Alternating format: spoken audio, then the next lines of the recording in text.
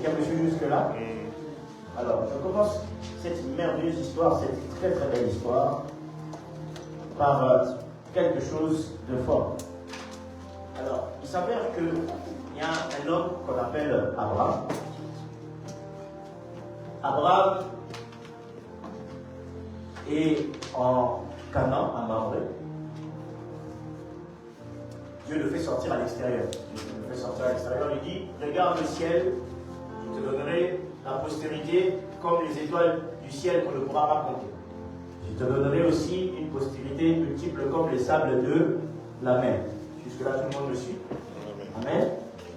Mais Dieu lui dit, il y a une chose qui va arriver, c'est que tes enfants, tes descendants, iront en captivité pendant 400 ans. Vous imaginez, tu es un ancêtre, un réel. On te dit, regarde, je vais te donner des enfants qui seront comme les étoiles et d'autres qui seront comme le sable, ils seront multiples, ils seront une bénédiction. Dieu dit même, je bénirai toutes les nations de la terre au travers de toi et de ta postérité. Mais après, il te dit, mais, cher ami, pendant 400 ans, ils vont quand même être esclaves. Quelle serait ta réaction? Tu vas te dire, ouais, mais quand même, bien, 400 ans, ils seront esclaves, ça fait quand même 4 siècles, c'est beaucoup. Tout parent ne voudra pas que son enfant soit esclave. Mais Dieu dit, mais ils reviendront. Après avoir été 400 ans esclaves, ils reviendront sur cette même terre où tu te trouves, et ça sera leur terre. Ils vont la posséder. Ok? Et toute la bénédiction de la terre viendra au travers de tes enfants. Abraham achète symboliquement la terre où il se trouve avec 400 cycles d'argent. C'est comme s'il était prophétiquement averti. Il donne 400 cycles d'argent et il achète la terre où il est. C'est comme s'il avait acheté spirituellement et symboliquement la liberté de ses enfants. Parce que pour qu'un esclave soit libre, il faut qu'on paye de l'argent. On est d'accord, n'est-ce pas? Et il donne 400 cycles d'argent pour libérer, sans le savoir, spirituellement, ses enfants. Vous connaissez la suite de l'histoire avec Isaac. Et puis on arrive en Égypte. Israël est en captivité. Le peuple d'Israël est en captivité pendant 400 ans. Exactement 360 ans plus et quelques. Parce qu'on compte avec les années du désert, ça fait plus ou moins 400 ans. 4 siècles. Dieu vient voir un jeune homme qu'on appelle Moïse, qui était prince d'Égypte. Et après avoir tué quelqu'un, un Égyptien, il s'enfuit dans le désert. Il a 40 ans au moment où il fuit dans le désert. C'est un jeune de 40 ans. Vous savez, quand on était jeune, j'avais l'impression que 40 ans c'était énorme. Quand je regardais les gens de 40 ans, je les trouvais trop vieux. Maintenant que moi-même je m'approche de ça, je suis quasiment à un pied de ça, j'ai commencé à me dire, finalement 40 ans c'est pas si vieux que ça. Mais bon, Moïse, à l'époque, il fuit, il a 40 ans. Peut-être quelqu'un me suit jusque-là. Il va dans le désert, il fait encore 40 ans, il se marie, il a des enfants. Et Dieu vient le voir quand il a 80 ans. Dieu vient le voir quand il a 80 ans, il dit, j'ai vu, j'ai entendu. Mais Seigneur, tu as promis de libérer un peuple. Et ils sortent, tu attends encore 40 ans pour parler à Moïse. Donc Moïse a 80 ans quand Dieu lui dit, va pour aller libérer mon peuple. Moïse 80 ans, il n'a plus 40 ans, il revient, mais il était toujours fort, parce que la Bible dit qu'il était toujours rigoureux, il était toujours fort. Il arrive, il se présente devant Pharaon, il dit, Dieu me dit, il faut que tu libères son peuple. Pharaon lui dit, c'est qui ce Dieu-là? Je ne le connais pas. Il dit, non, c'est l'Éternel qui a tout créé. Il m'a dit, il s'appelle Je suis. Parce qu'on lui demande, comment il s'appelle ton Dieu? Il s'appelle Je suis. C'est tout ce qu'il m'a dit. Il s'appelle Je suis. Alors commence une lutte entre Dieu et les dieux d'Égypte. Dieu dit, je vais détruire la puissance des dieux d'Égypte. Donc il commence à se faire des miracles. Il y a 10 plaies qui se font. Là, je vous explique un peu le contexte pour arriver là où on va. Ok? Il y a 10 plaies qui se font. Il y a les sauterelles, il y a l'eau transformée en sang, il y a les grêlons, il y a les bêtes qui meurent, il y a les pustules qui sortent sur le corps, il y a les grenouilles, il y a le noir sur le ciel. Il y a beaucoup de plaies, donc il y en a 10. Il y en a 9 au total, mais la 10e plaie, c'est la pile. Jusque-là, Pharaon, Dieu a endurci son cœur parce que Dieu veut maîtriser Pharaon jusqu'au bout. À la fin, on arrive à la 10e plaie, celle-ci. Dieu dit à Moïse, vous allez prendre tous les enfants d'Israël, un agneau mâle de 1 an, sans tache. Vous devez vérifier qu'il n'a pas de tache, qu'il est tout blanc, tout petit, tout un agneau. Pourquoi on prend un agneau? Parce que l'agneau, c'est l'animal le plus doux que l'on connaisse. On n'allait pas prendre un âne, parce que l'âne est un animal têtu. Quelqu'un me suit jusque-là? On prend un agneau parce que l'agneau est doux. Quand on l'amène pour le tuer, il est limite, ils ne se rendent même pas compte, il est là, il ne résiste même pas, en fait, un agneau. On ne peut pas prendre un mouton déjà adulte parce que le mouton adulte, il va se révéler. Vous avez déjà vu là où on tue un agneau? Moi j'ai regardé une fois un documentaire, je ne sais pas pourquoi je suis tombé dessus. Cet animal est fascinant parce que quand on l'égorge, il ne pousse quasiment pas de cri au fait. Ok? Quelqu'un me suit jusque-là? Il ne pousse pas quasiment pas de cri. C'est comme s'il acceptait la fatalité. C'est un petit animal. Un agneau, c'est le petit d'un mouton. Il est tout petit. Mais il accepte comme si la fatalité. Il accepte. Je vais vous expliquer pourquoi on a pris l'agneau. Et Dieu dit à Moïse, prenez le sang. Vous allez mettre sur les murs, les linteaux. Donc, regardez la porte, ça va derrière tous. Ça, ce sont juste à côté des portes de la porte, ce sont ce qu'on appelle des linteaux.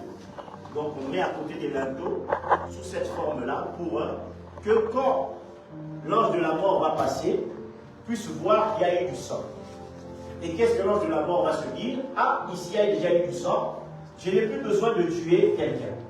Alors, quelle est la personne qui devait mourir? C'était l'aîné mâle, l'aîné des garçons, qui devait mourir. Donc, dans chaque famille, on regardait si un aîné des garçons a, même s'il a des grandes sœurs devant, mais si c'est le premier garçon de la famille, il y passe. Quelqu'un me suit jusque-là? Ok? Il y passe. On regardait. Et on regardait aussi, Dieu frappait même les premiers des animaux. Donc tout devait y passer en Égypte. Sauf les enfants d'Israël, ils ont mis le sang sur la porte. Donc quand l'ange venait, l'ange regardait et se disait, ah ici, je n'ai plus besoin de frapper parce qu'on a déjà mis du sang. Mais ce n'était pas n'importe quel sang, c'était le sang d'un agneau mâle de 1 an. Mais qu'est-ce que vous allez faire avec cet agneau? Dieu dit, vous devez le manger dans l'entièreté. C'est là que commence le mot Pâques, cette autre dimension. La Pâque, c'est une autre dimension. C'est quelque chose de nouveau que Dieu instaure sur la terre. Quelqu'un me suit jusque-là? Amen. En Égypte, il y avait des sacrifices qu'on faisait pour le bélier, il y avait qu'on tuait des animaux. Mais la première fois qu'on sacrifie un agneau et qu'on met sur une porte, je suis sûr que les Égyptiens, en passant, ils ont dû se dire, ils étaient déjà esclaves, mais ils sont en train de devenir fous. Regardez, ils sont en train de mettre du sang. Le sang, ça sent pas bon, hein, on est d'accord. Ça sent très bon. Alors vous imaginez le sang sur la porte, les gens qui passaient, surtout que les Juifs habitaient tous dans un même quartier, dans un même endroit. Je suis sûr que les Égyptiens qui sont rentrés ce jour-là dans le quartier des Juifs se sont dit se dire, mais ça sent très mauvais. Ça ne sent pas du tout bon. Mais ils ne savaient pas que c'est qu'eux, ils étaient en train de considérer comme quelque chose qui ne sont pas bon, qui n'a pas de sens, qui est peut-être une folie. C'est là où se cachait le salut de toute une nation. Je parle à quelqu'un. C'est pour ça que le mot Pâques, c'est passer par-dessus. Je suis arrivé, je devais frapper, je devais tuer, mais j'ai vu qu'il y a déjà du sang, alors qu'est-ce que je fais? Je passe par-dessus. Je ne touche pas ici parce qu'il y a déjà quelqu'un qui est mort. Mais la personne qui est morte, ce n'est pas un être humain, c'est un agneau qui a été immolé. Quelqu'un me suit jusque-là.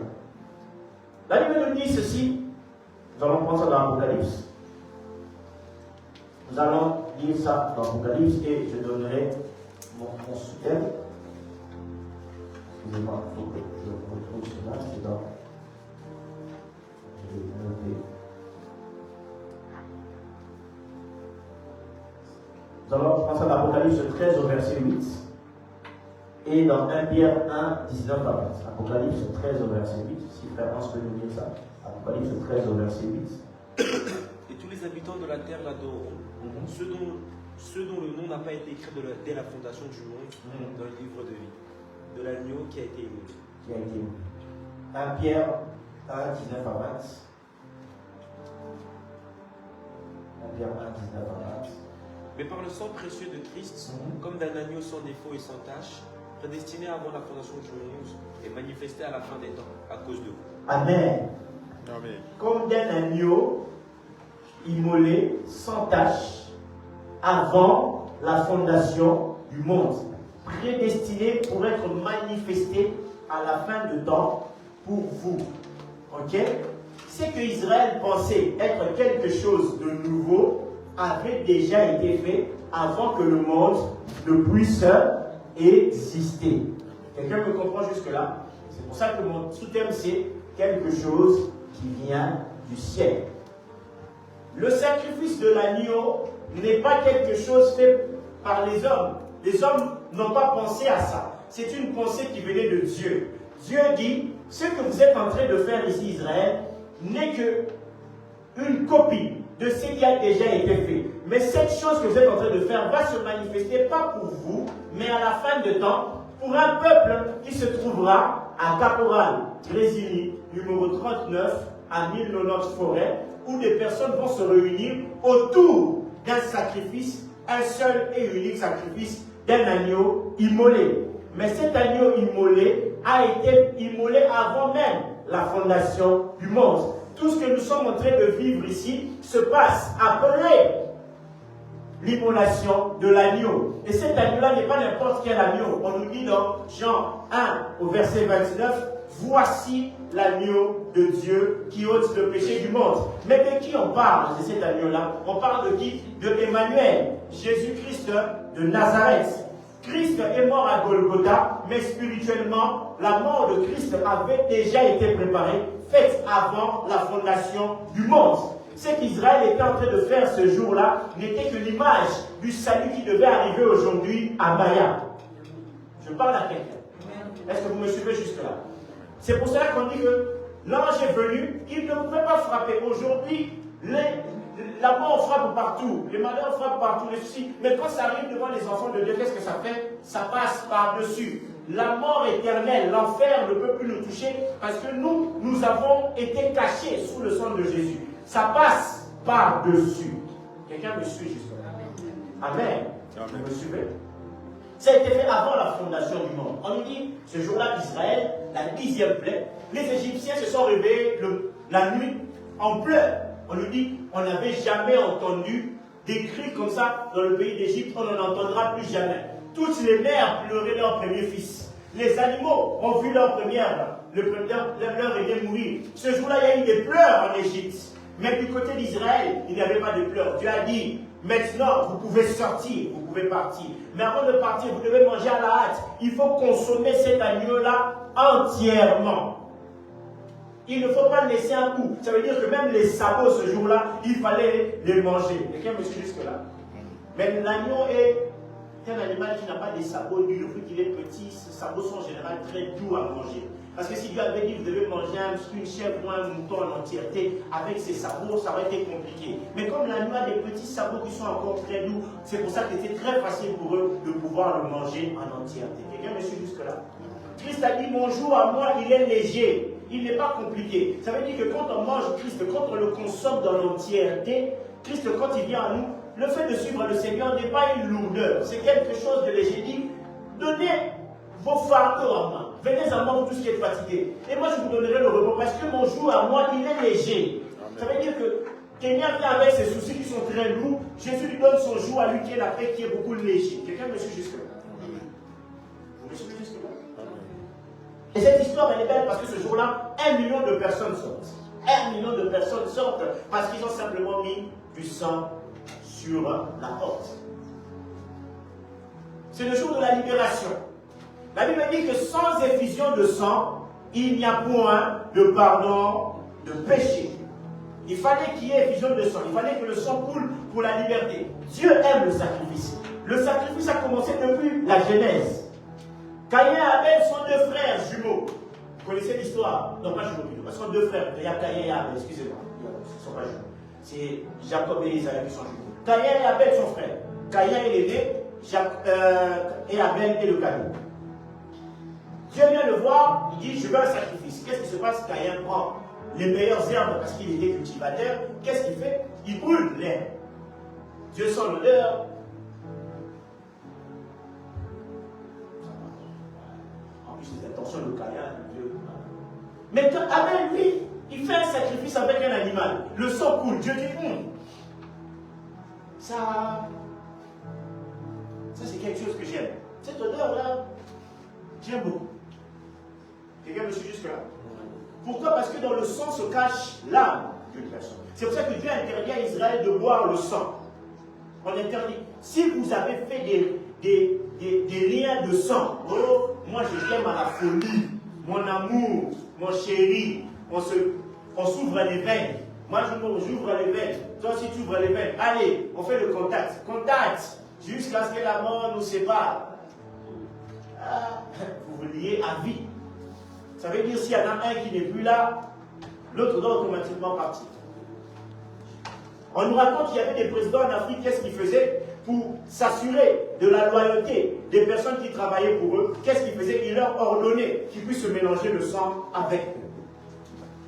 Le sang a beaucoup de secrets. C'est là où se trouve l'âme d'une personne. C'est pour ça que Dieu dit, vous ne pouvez pas boire le sang. Si vous tuez un animal, vous ne pouvez pas boire le sang. Parce que c'est dans le sang où se trouve l'âme d'une personne. Patriarche, je faisais parfois rire, il disait, vous imaginez, vous avez vu le sang d'une chèvre. Le dernier jour, Dieu appelle la chèvre en question et elle répond en bé. Je faisais parfois rire comme ça. Et Dieu sait que quand on verse le sang, ça veut dire que quelque part on a pris une vie entière. Ça veut dire que l'herbe, quand on peut brûler l'herbe est là, elle est faite, elle n'a pas d'âme. L'herbe n'a pas d'âme. Elle respire peut-être, mais elle n'a pas d'âme. Mais c'est les animaux et les humains qui ont l'âme. C'est pour ça que Dieu voulait d'abord, avant que le sacrifice de Christ se passe, qu'on puisse faire des sacrifices des animaux. Mais la Bible nous dit que malgré que les animaux versaient leur sang, cela n'enlevait pas le péché. Ça ne faisait que couvrir le péché. Amen. Quelqu'un me suit jusque-là? Ça ne faisait que couvrir le péché. Malgré que les animaux donnaient de leurs âmes, malgré qu'on versait le sang des animaux, ça ne couvrait pas parce que le péché de l'homme, il n'y avait que l'homme qui pouvait l'enlever. Je vous ai expliqué une fois ici le principe de l'échange équivalent. Dans le monde spirituel, qu'est-ce qui se passe? Excusez-moi le terme que je vais utiliser. Certains termes que je vais utiliser, vraiment, veuillez m'excuser. C'est important de les étudier. Dans le monde spirituel, est ce qu'on appelle l'échange équivalent. Ok? Si tu veux le pouvoir, on va te demander qu'est-ce que tu es prêt à donner par rapport à ce pouvoir-là. Oh, moi, je vais être président de la République. Tu vas être président de la République. Ok, tu as deux choses. Soit tu donnes un de tes enfants, on le tue. Soit tu donnes toi-même ton corps, ou soit tu donnes ta femme, ou soit tu donnes, excusez-moi le terme, la sexualité d'un de tes enfants. On utilise ça pour qu'on puisse avoir un échange équivalent. Quelqu'un me suit jusque-là? Mais comme c'était l'homme qui avait péché, pas l'animal, même quand le sang de l'animal était en train de couler, ce n'était pas un échange équivalent. Ok? Ce n'était pas un échange équivalent. On entend souvent beaucoup de personnes dire, moi j'étais tout donné, moi j'étais aimé, mais en retour je n'ai rien obtenu. Pourquoi? Parce qu'il estime que ce qu'il a donné était important, mais ce qu'il a obtenu en retour n'est pas si important que ça. Quelqu'un me suit jusque-là? L'homme avait péché. Dieu regarde et dit, vous versez le sang, mais le sang là de bouc et des taureaux n'efface pas les péchés de Joshua, n'efface pas les péchés de Noémie. Il faut qu'il y ait quelqu'un qui puisse verser son sang pour que le péché de Hans puisse disparaître. Mais on a regardé Abraham. Abraham a dit, avec tout ce que je peux avoir, je ne suis pas capable de verser les sangs pour les hommes. On regarde Moïse, Moïse n'est pas capable de verser le sang pour les hommes. On regarde Isaac, on regarde, personne n'est capable. C'est pour ça que dans l'Apocalypse on dit, personne n'avait été trouvé digne. Quelqu'un me suit jusque-là? Parce que quand on regarde Abraham, il faut qu'il y ait un sang pur qui puisse purifier les hommes. Abraham dit, moi j'ai mes fautes. J'ai menti en Égypte en disant que Sarah était ma soeur. Même si quelque part il avait de la vérité parce que c'était vraiment sa soeur. Mais dis, moi j'ai menti en Égypte. Donc mon sang n'est pas si pur que ça. Quelqu'un me suit jusque-là? On regarde Isaac dit, bon, moi si j'avais menti par rapport à Rebecca. On regarde Jacob il dit, hey, moi j'ai volé l'héritage de mon frère, j'ai fait ceci. Ah, regarde, tout le monde est disqualifié. On regarde là Moïse, qui était le prophète comme Jésus dit, moi à un moment je me suis fâché. À un moment aussi j'avais tué quelqu'un. Donc on dit, même toi ton sang n'est pas pur. Bon, mais qui va avoir le sang pur pour acheter l'humanité tout entière? Quelqu'un me suit jusque-là? Parce qu'il faut un échange équivalent. Celui qui a péché, c'est l'homme qui a péché, alors il faut que la Bible dit que l'homme qui pêche, c'est celle qui mourra. Il faut racheter cette âme qui a péché par une autre âme qui va donner sa vie. Oh là là, c'est très difficile. Quelqu'un me suit? C'est très compliqué. Pour Israël, l'ange ne faisait que passer parce que c'était un animal. Mais il faut pas simplement qu'il passe. Il faut qu'il y ait, on efface toute l'ardoise. Vous savez, quand vous allez quelque part et vous avez mangé, vous avez bu, et que vous vous apprêtez à payer quand vous dites non, ne payez pas, votre ardoise a été payée. Ça fait du bien. Ça soulage. Mais d'accord, hein? Vous vous sentez soulagé, ça fait du bien. Ça, on dit, votre ardoise a été payée. C'est très bien. Gloire à Dieu. Ça fait toujours du bien. Je me rappelle une fois l'état pour leur café. On mangeait, on buvait, et puis on avait oublié notre argent dans le porte-monnaie, dans le sac. Et puis on se retrouvait devant l'endroit. C'était une sorte de food truck d'Éthiopiens comme ça. Donc on avait pris à manger, et puis on s'est rendu compte, et on a oublié nos porte-monnaies dans le sac. Le sac se trouve dans le carré vieil, il faut retourner là-bas. Mais le gars il a dit, mais les gars, moi je veux mon argent maintenant, vous n'avez pas il y a 10 000 personnes ici, si vous partez, qui me dit que vous allez revenir? Même si vous me jurez, non, il a dit, je veux mon argent. Et on voit Fadila, la dame qui passe, l'ancienne ministre du PS, comme Fadila était avec nous au VIP et qu'elle nous avait vus. Et elle lui dit, ah les garçons, faites dire, on prend manger, mais en fait on a déjà mangé, on n'a pas payé. Elle dit, ah mais c'est pas grave, je vais payer. Donc elle a sorti l'argent, elle a payé pour nous. Nous on a fait un ouf, on a fait ah. La ministre a payé pour nous. Vous comprenez? Notre ardoise était effacée. Avant qu'elle n'arrive, on commençait déjà à faire des calculs. Ah, on va faire la vaisselle ici. On va faire la vaisselle. Ah, ils vont nous maltraiter. Ah, on commençait déjà. Mais elle est arrivée, l'ardoise a été effacée. On lui a même dit, on vous rembourse, madame. Elle a dit non, pas besoin. Elle a dit juste quand je viendrai au VIP, donnez-moi beaucoup de choses à boire. Effectivement, jusqu'à la fin, on lui a donné beaucoup de choses à boire parce qu'elle avait effacé notre ardoise. Quelqu'un me suit jusque-là? Alors, on arrive au même cas. Les hommes ont péché, mais il n'y a pas d'échange équivalent. Qui va venir payer le péché des brebis? Qui? On a demandé à tout le monde. Même David, l'homme selon le cœur de Dieu, celui qui pouvait écrire les magnifiques psaumes. Quand ça arrive à son tour, il dit hey, moi j'ai Bethsabée. Moi, les gars, Bethsabée, je ne peux pas. C'est pas parfait de mon côté aussi. Ah. Mais qui va payer le prix? Qui va libérer les enfants de Dieu? On nous parle d'un agneau immolé avant la fondation du monde. Mais à quel moment il apparaît cet agneau immolé? On pense qu'il est ici au moment de la Pâque. On pense qu'il est ici. Effectivement, c'est une image de lui, mais ce n'est pas encore lui qui est là. Quelqu'un me suit jusque-là? C'est une image de lui. Là, il apparaît pour libérer Israël. Mais l'humanité tout entière n'est pas encore libre. Il n'y a qu'un seul peuple qui est libre, qui est sorti ce jour-là, c'est Israël. Mais le reste de l'humanité, qu'est-ce qu'ils font? Pendant ce temps-là, qui vient venir nous libérer, nous, les Congolais? Qui va nous libérer, nous, les Maliens? Qui va nous libérer, nous, les Camerounais? Qui va nous libérer, nous, les Belges? Qui va venir nous libérer? Israël est sorti. Mais nous, qu'est-ce que nous faisons en attendant? Nous sommes encore en captivité. Quelqu'un me suit jusque-là? Mais Dieu avait promis qu'au travers d'Abraham, il y aurait une personne qui viendra et au travers d'Abraham, toutes les nations seront bénies. Mais Dieu, toutes les nations seront bénies, mais il n'y en a qu'une seule qui est bénie pour le moment, c'est Israël. D'ailleurs, vous remarquerez que même jusqu'à aujourd'hui, Israël, tout le monde passe par eux. Toute la descendance d'Abraham. D'ailleurs, ce qui est même fort, c'est que tous les enfants d'Abraham, compris même les Arabes, tout passe par eux. Les gens les plus riches sur la terre, c'est eux. Ce soit les Arabes ou ceux d'Israël. Vous pouvez rien faire, l'argent c'est eux. Ah oui. Elon Musk disait, je suis l'homme le plus riche avec 600 milliards. Le prince d'Arabie Saoudite a dit, 600 milliards, oui, sauf que nous, on ne peut pas compter l'argent qu'on a avec le pétrole. Si on doit compter tout ce qu'on a avec le pétrole, on est loin. Mais on te laisse le titre, hein, mais si nous, vraiment, on compte tout l'argent qu'on a, parce qu'ils ont l'argent. Le pétrole, ils ont. Remarquez, nous, en Afrique, on a le pétrole, mais on n'a pas autant d'argent que eux. Parce que nous, on n'exploite pas comme eux. Mais quand il fait qu'eux, ils ont aussi exploité aussi fort. C'est les bénédictions de Dieu qu'on ne pourra jamais comprendre. Amen. Je ne rentrerai pas dans ce sujet. Surtout que maintenant que ça va être un peu dans le monde entier, on ne va pas trop éviter, on va éviter de rentrer dans ce sujet. Amen. Mais la postérité d'Abraham est bénie par Dieu. Et maintenant, nous les hommes qui sommes restés, qui va venir payer le prix pour nous? Dis-là, qui devait venir payer le prix pour nous? On ne voit personne, on regarde. On est parti même au Congo, on a demandé, est-ce qu'il y a quelqu'un ici? Personne. On va au Rwanda, est-ce qu'il y a quelqu'un ici? Personne. On va en Norvège, qui va payer le prix ici? Tout le monde est en train de se désister. Ah! L'apôtre Jean regarde, il dit, j'ai regardé, j'ai commencé à pleurer, parce qu'il n'y a personne qui a été trouvé libre. Personne. Mais on nous parle d'un agneau immolé depuis avant même la fondation de ce monde. À quel moment il a pas? Et c'est là où l'histoire est magnifique, où elle prend une ampleur exceptionnelle. C'est que cet agneau-là qui avait été immolé en Égypte apparaîtra maintenant dans sa vraie forme. D'ailleurs, vous allez comprendre, il y a un symbolisme que je vais vous expliquer ici à la fin, qui est très bien. C'est que l'agneau de Dieu a été immolé la première fois en Égypte. Et quand vous regardez, la Bible nous parle de Christ qui a été crucifié hors de la ville.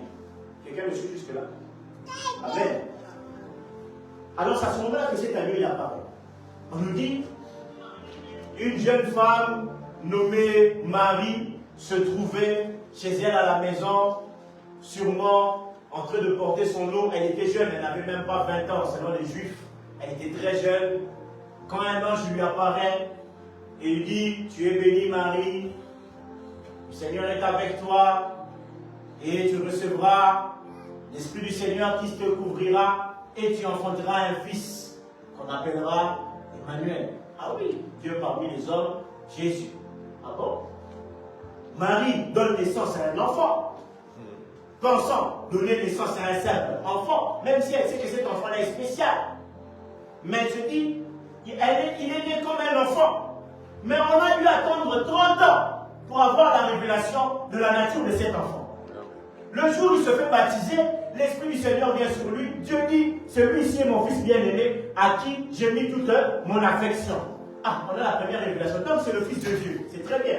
Mais plus tard, il se balade avec ses disciples. Jean arrive, il dit, oh, vous voyez l'homme là qui est en train de marcher? Ce n'est pas un homme. C'est l'agneau de Dieu qui ôte les péchés du monde. Amen. Et tout le monde regarde. Mais nous voyons un homme. Jean dit non. Lui, ce n'est pas simplement un homme. C'est lui l'agneau de Dieu qui avait été immolé avant la fondation du monde. Il s'est manifesté à la fin de temps, comme dit la Bible maintenant, pour enlever les péchés du monde. Vous devez l'écouter. L'agneau de l'Égypte qu'on avait mis le sang. Ici, il fait même mieux que ça. Il ne vient pas simplement pour libérer un peuple, mais il vient pour libérer l'humanité tout entière. Est-ce que je parle à quelqu'un? Et à ce moment, les gens comprennent. Au fait, Marie n'avait pas donné naissance à un enfant. Elle a donné naissance à un agneau. C'est la première fois de l'histoire où une femme donne naissance à un animal. Mais pas n'importe quel animal. L'agneau de Dieu. Et quand on regarde son CV, on ne peut rien l'accuser. La Bible dit qu'en lui, on n'a trouvé aucune fraude. Il est l'image de cet agneau de 1 an sans tache et sans ride qui devait verser son sang. Il peut verser son sang parce qu'il est homme. Quelqu'un me suit jusque-là. Et comme l'homme avait péché, il fallait que ce soit un autre homme qui verse son sang. Christ est venu pour être l'échange équivalent, voire même supérieur. Je parle à quelqu'un. Son sang est tellement puissant qu'il n'a pas libéré simplement les hommes. La Bible nous dit qu'il a même nettoyé les choses célestes. Vous me suivez jusque-là?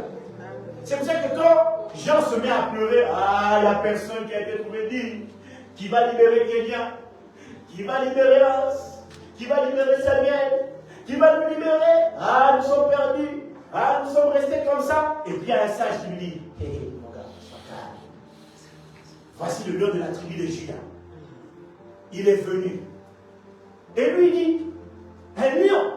Mais moi je sais comment parler d'un agneau. Mais comment on me parle d'un lion? Mais quand il jette ses yeux, il voit effectivement que ce lion-là, en fait, quand il s'approche de lui, il n'a pas l'aspect du lion, il a l'aspect de l'agneau. Il aura l'aspect du lion quand il reviendra pour traiter avec ses ennemis. Mais quand il s'approche de Dieu pour libérer Kélia, il vient à toute humilité. La Bible nous dit que c'est un agneau qui semblait être immolé. Quelqu'un me suit? Et c'est lui qui s'est approché, qui a pris le livre et qui a libéré. La Bible nous dit que dès qu'il a pris le livre, il a ouvert les 7 sceaux. Au ciel, on a commencé à chanter, on a commencé à louer, parce que les hommes étaient désormais libérés. La promesse que Dieu avait fait à Abraham, que en toi, tous les êtres de la terre seront libres, s'est manifestée parce que Christ est la postérité d'Abraham. C'est ce jour-là que Brenda est sorti de l'Égypte.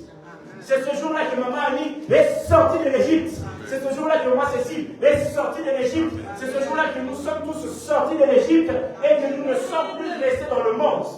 Parce que l'échange équivalent a été fait. Pour la vie de Noémie, il y a une personne qui a donné sa vie, qui a versé son sang. Et ce sacrifice-là a plu à Dieu autant que le sacrifice d'Abel avait plu à Dieu.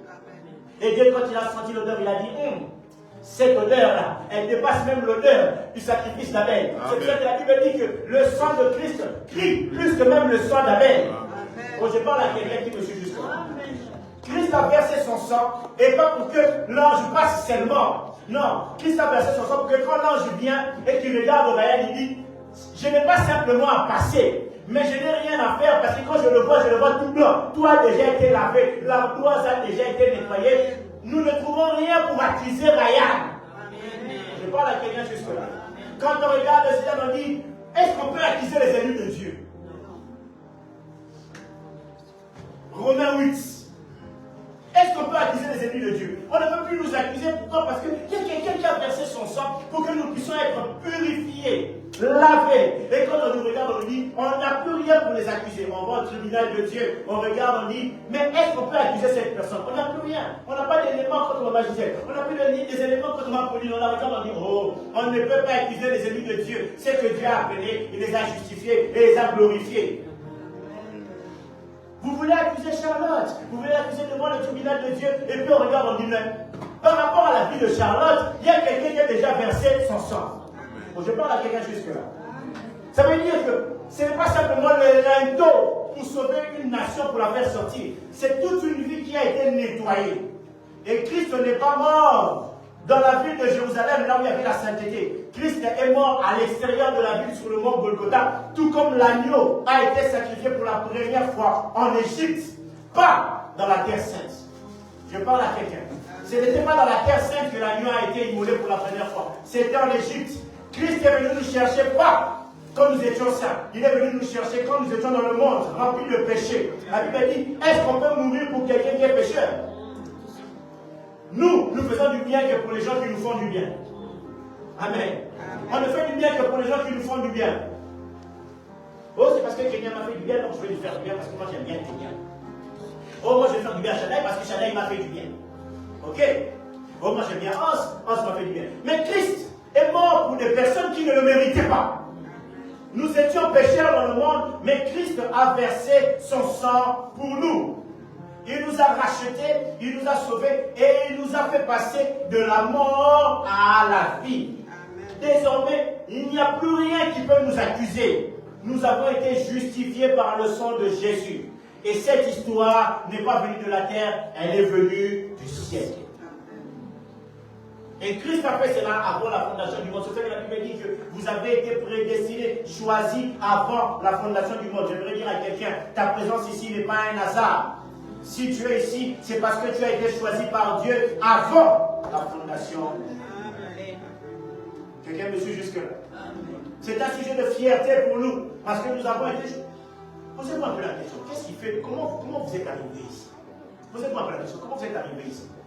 Vous allez me dire, c'est peut-être un ami, c'est peut-être quelqu'un. Mais pourquoi seulement cet ami-là vous a parlé à vous? Et pourquoi seulement il n'y a que vous qui avez été convaincu de venir? Pourquoi vous avez accepté le Seigneur? Pourquoi vous aimez Dieu? Pourquoi vous vous levez chaque dimanche? Moi, je me suis posé la question, pourquoi je me lève chaque dimanche pour aller dans un endroit? C'est devenu comme quotidien. Pourquoi? Parce que j'aime la personne que je vais aller rencontrer là-bas. C'est le Seigneur. Mais pourquoi je suis tombé amoureux de lui? Tout ça, ce n'est pas quelque chose qui a été fait de manière... sciemment. Il y a quelqu'un qui a préparé ça quelque part. Il y a quelqu'un qui a fait ces choses-là quelque part. Quelqu'un me suit juste là. Le sang a été versé pour nous. À la croix de Golgotha. Et nous voilà désormais libérés. Émis. Qui accusera les élus de Dieu? Il n'y a plus rien. Là où la Pâque s'est célébrée en Égypte, l'ange est passé par-dessus et a fait sortir les enfants d'Israël. Nous, ce que nous allons célébrer, et ça on en parlera le dimanche prochain, et les autres dimanches, on parlera de l'introduction de la Sainte Seine et des différences entre la Pâque et la Sainte Seine. Nous, ce que nous allons célébrer, c'est la vie que nous allons célébrer.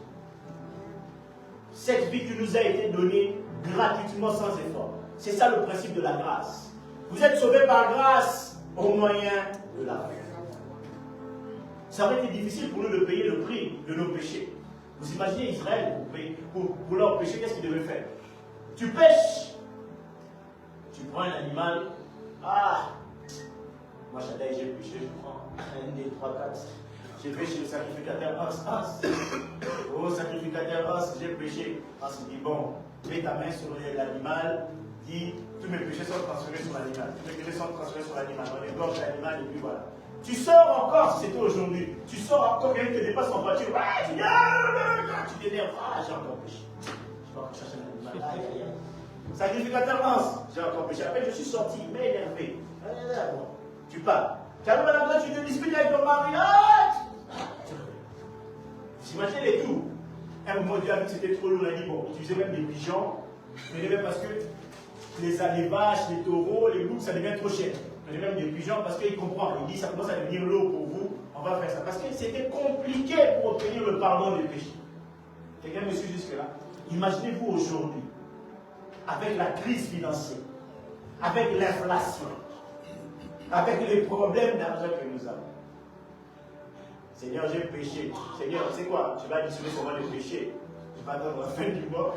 Je vais acheter une vache une fois. Comme ça, je prie pour le péché du mois. Parce que là, c'est trop. Avec l'argent que je suis en train de calculer, Seigneur, je touche qu'un salaire de 2000. Si j'enlève le loyer, 900. Si je paye les factures d'électricité, au gaz, c'est 500. Seigneur, si je dois acheter encore une vache de 500, Seigneur, c'est trop. Seigneur, additionne seulement les péchés du mois. On va attendre le mois prochain. Vous imaginez, ça va être compliqué. Quelqu'un me suit jusque-là? Mais Dieu a dit non, vous n'avez plus besoin de tout ça. Tout ça ne faisait que couvrir le péché. D'ailleurs, ça ne les enlevait même pas. Ça couvrait vos péchés. Vos péchés étaient toujours là, mais ils étaient simplement couverts. Vous savez, quand quelque chose est couvert, il suffit qu'on soulève un peu, on peut regarder en dessous. On voit tout ce qui est en dessous. Mon fils m'a fait rire, il a mangé son pain, il a vu que j'arrivais, il s'est assis sur ses miettes pour masquer. Et puis il me dit, j'ai rien fait. Et puis je dis, je vois les miettes. Et puis il s'est levé, il a fait, oh c'est moi. C'est toi. Quelqu'un me suit jusque-là. C'est ce qui se passait avec l'homme. L'homme ne faisait que couvrir ce péché. Mais Christ est venu afin que nos péchés ne soient pas simplement couverts, mais pour que nos péchés soient pardonnés. Que ce soit des péchés conscients ou inconscients, Christ est venu pour nous pardonner, pour que Dieu puisse nous pardonner. Il est venu tout effacer. Il est l'agneau de Dieu qui ôte les péchés du monde. Et il nous a fait sortir. Esclaves du péché où nous étions, désormais nous sommes libres. C'est pour ça qu'arrête de te flageller sur des choses qui sont passées. Arrête de culpabiliser sur des choses qui sont passées. Ça, ce sont l'Égypte, ça, ce sont les armées d'Égypte qui essaient de poursuivre les enfants d'Israël. Vous savez, quand vous êtes déjà sortis, mais l'Égypte essaie de vous poursuivre encore. Ils courent. Ils essaient encore de te rappeler. Hé, n'oublie pas, il y a 10 ans, tu étais voleur. Toi aussi, ma père me dit, oui, mais Christ m'a déjà justifié. Amen. Amen. Le problème des enfants de Dieu, c'est que nous sommes comme les enfants d'Israël devant la mer Rouge. Les enfants d'Israël n'avaient pas peur de la mer Rouge, mais ils avaient peur de l'Égypte qui arrivait. Ils ont regardé la mer Rouge, ils ont dit à Moïse, Moïse, Pharaon arrive. Mais vous avez un plus gros problème. La mer. La mer, c'est pire que Pharaon. Mais eux, ce n'était pas le problème, ce n'était pas la mer. Et le problème, c'est que Pharaon arrive. Parce qu'ils connaissaient Pharaon, ils connaissaient la puissance de Pharaon. Vous aussi, vous connaissez le péché. Vous savez comment c'est bon, vous savez comment c'est bien. Quand on vous rappelle votre péché, vous êtes en train de culpabiliser. Mais il y a d'autres problèmes encore plus grands qui sont en face de vous. Vous devez traverser. Arriver de l'autre côté. Quelqu'un me suit jusque-là. Vous devez avoir des diplômes, vous devez vous marier. Arrêtez de regarder derrière. Il faut regarder devant. On doit demander à Dieu l'intervention. Gardez silence et l'Éternel combattra pour vous. Quand Dieu dit ça à Israël, il ne parle pas de la mer. Il parle du péché. Il dit, moi je vais m'occuper de votre passé, mais je vais vous faire traverser ici. Quelqu'un me suit jusque-là? Vous me suivez jusque-là? On a tendance à regarder notre passé. Ah non, moi, dans ma famille, on était tous comme ça. Ça, ce sont les choses du passé. Christ est venu pour effacer notre passé. Il a tout enlevé. Pour que nous n'ayons plus la culpabilité des choses anciennes. La Bible dit, les choses anciennes sont passées. Voici toutes choses sont devenues nouvelles. Mais nous avons tendance à nous culpabiliser pour les choses passées. Même si c'était il y a 1 heure. Même si c'était il y a 1 journée. Si tu as demandé pardon, la Bible dit, vous avez un avocat auprès du Père. Jésus-Christ est le juste. Il est devenu avocat comment? En payant de sa vie. C'est comme ça qu'il est devenu l'avocat des saints. Quand le diable nous accuse, il y a une très belle illustration d'ailleurs, je crois que c'est dans Zacharie. Très belle illustration. Où le souverain sacrificateur, l'homme le plus saint, censé être le plus saint de la nation d'Israël, un frère ancien. Il est accusé par le diable, pas par les choses. Le diable lui-même l'accuse. Il dit, lui, c'est un pécheur. Lui, il a fait ceci. Lui, il a fait cela. On voit que ses habits sont sales. Parce qu'il a péché. Et le diable de Satan sait que Dieu condamne cet homme-là. Mais qu'est-ce que Dieu dit? Il dit à l'ange, enlevez-lui les habits sales. Mettez-lui les habits propres. Là où on l'accuse, moi je les justifie. Quelqu'un me suit jusque-là. Là où vous pouvez l'accuser des enfants de Dieu, Christ nous a déjà justifiés. On peut présenter toute la facture qu'on veut sur la vie de Ryan ou Zidane ou moi ou n'importe qui. On peut dire, oh non, pasteur, on présente la facture. Mais quand Dieu regarde, il dit, toi déjà été passé par Christ. L'avocat est déjà passé. Il n'y a plus rien où on peut nous accuser. Ici, ce n'est plus question où il est passé par-dessus, mais le sang reste couvert. Non. Ici, tout a déjà été effacé. C'est pour ça que moi, Kenyan, quand je marche avec l'assurance, parce que même quand on m'accuse des choses du passé, c'est déjà passé. Voici, je suis devenu une nouvelle créature. La Bible dit que ceux qui sont en Christ, les nouvelles créatures, ce n'est pas ceux qui sont hors de Christ. Mais ceux qui sont en Christ sont devenus une nouvelle créature. J'ai plongé dans les eaux du baptême. Je suis sorti. J'ai dit, je vais suivre Jésus. Quand je plonge comme ça, le passé est passé. Accuse-le. Oh non, en 2008, 2011, 2012, on était avec toi en soirée en boîte de nuit. Oui, c'était le passé, mais maintenant c'est fini. L'homme du passé est passé. Comme dit Dr Jackie, la personne dont vous êtes en train de me parler, je ne le connais plus. Il a déjà disparu. Il est déjà mort. Là, vous me parlez d'une ancienne personne que je ne sais pas. La personne dont vous êtes en train de parler maintenant, c'est un homme de Dieu, un enfant de Dieu, un homme de la maison de Dieu, un élu, un choisi, qui va s'asseoir avec Dieu sur son trône. Le passé est passé, c'est terminé. Christ a été flagellé dans le dos, on a couvert ça pour que le passé passe. Amen. Il fallait un échange équivalent. Et un homme est mort pour nous donner la vie éternelle. Amen. Et ça vient du ciel. Mais ça a été préparé avant la fondation du monde. Amen. Avant la fondation du monde, c'était prévu que Charlotte, un jour, elle va peut-être pécher, mais Christ viendra pour nettoyer le péché de Charlotte. C'était prévu que Joshua va pécher, mais Christ viendra pour nettoyer les péchés de Joshua. C'est pour ça que quand on vous baptise, symboliquement, nous dans la grande nous baptisons dans une eau qui coule. Pourquoi on le fait? Parce que l'eau qui coule, c'est symbolique. Ça amène nos péchés et ça les amène au loin. Et la personne qui reste, elle est libre. Amen. Je parle à une personne. Amen. Elle est libre. Qui accusera les élus de Dieu? La Bible pose la question. Qui accusera les élus de Dieu? Personne. Personne ne peut accuser les élus de Dieu. Personne ne peut accuser Jody. Personne ne peut accuser Samuel. Personne ne peut accuser les élus de Dieu. Teresa ne peut pas être accusée. Personne ne peut accuser les élus de Dieu. Personne ne peut accuser Shekina. Personne ne peut accuser Maman Alex. Personne ne peut accuser les élus de Dieu.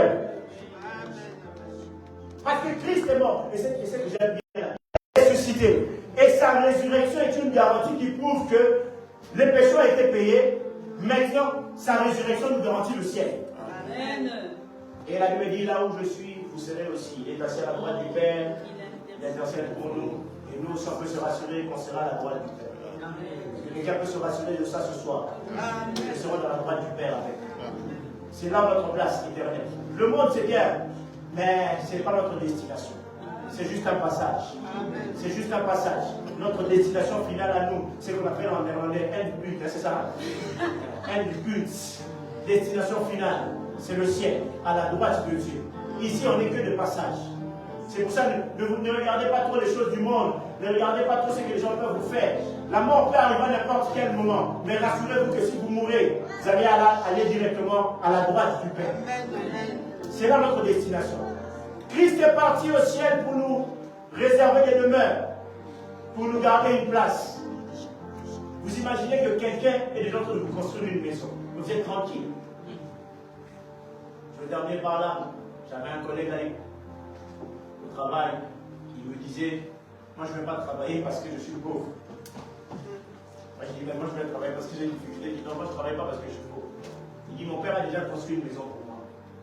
Il est en train de la finaliser. Mais si je viens travailler juste pour avoir beaucoup plus d'argent, pour moi-même améliorer encore ma maison. Je dis, non, on n'a pas les mêmes objectifs. Moi je travaille parce que je dois payer les factures. Non, lui il travaille parce qu'il n'est pas pauvre. À un moment même il disait, parfois ça me détend. De venir travailler, de voir des gens, d'avoir une vie sociale. Je dis, on n'a pas les mêmes problèmes. Moi je vais travailler. Même quand je décide de les voir, je vais travailler. Mais non, lui, il veut déjà ça les détend.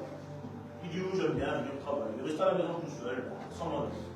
Je vais travailler, je vous rencontre vous, et puis il a dit, je rencontre des gens qui viennent de partout.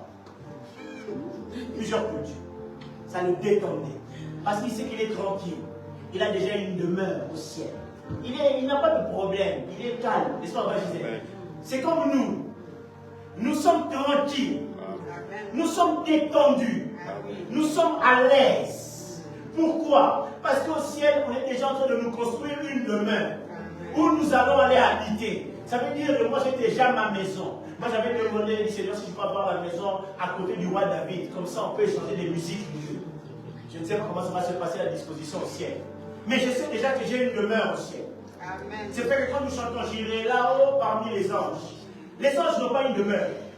Ah, au ciel, les anges n'ont pas une demeure. Et ils sont auprès de Dieu en train de servir. Mais les seuls au ciel qui ont une demeure, c'est nous.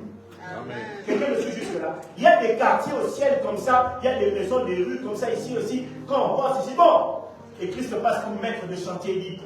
Terminez la maison de Brenda. Vous êtes arrivé à quel niveau? Oh non, alors on est arrivé déjà à la porte. Bon, la maison de Pauline, c'est à quel niveau? Bon, comme elle donne beaucoup les dîmes et tout ça, ça c'est la charpente. Et Gisèle, bon, on a déjà mis les lumières. Ah, Léo, ah, on a mis déjà la piscine déjà. Christ passe comme étant le maître de chantier en train de regarder nos maisons qui sont en train d'être terminées. En fonction de ce que nous faisons ici, on rajoute des éléments. Ça veut dire que nous, on peut être détendus, on peut être tranquille, on a une place auprès de Dieu. Mais tout ce que Christ nous demande, c'est de rester en lui, demeurer en moi. Ceux qui demeurent en Christ, personne ne peut les accuser. Est-ce qu'on peut lever nos mains et prier? Dire à Christ merci pour la vie qu'il nous a donnée. Merci pour le ciel. Merci pour la place qu'il nous a réservée auprès de nous. Dis-lui merci pour le ciel. Il a accepté les clous. Il a accepté les fouets. Il a accepté la couronne d'épines. Il a accepté tout ça pour que nous puissions avoir la vie éternelle. La vie éternelle auprès de lui. Pour que personne ne puisse nous accuser. Qui accusera les ennemis de Dieu? Personne. Personne n'est pas accusé pour la. Personne ne peut nous accuser. Personne ne peut nous accuser. Merci Jésus. Merci Jésus pour la vie. Merci Jésus pour la vie. Merci Jésus pour le salut. Merci Jésus pour le salut.